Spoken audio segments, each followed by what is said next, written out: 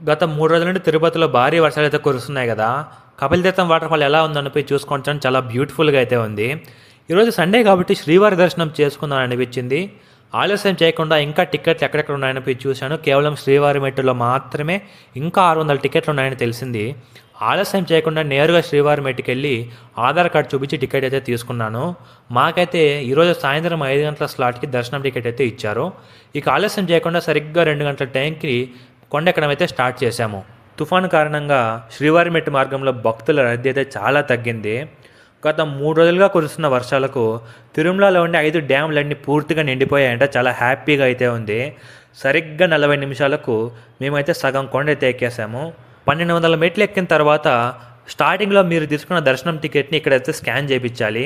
లేకపోతే మిమ్మల్ని అయితే దర్శనానికి అయితే అలౌ చేయరు. ప్రతిరోజు శ్రీవారి మెట్టు మార్గంలో ఉదయం 6 గంటల నుండి దాదాపు 3000 దర్శనం టికెట్లు అయితే భక్తులకైతే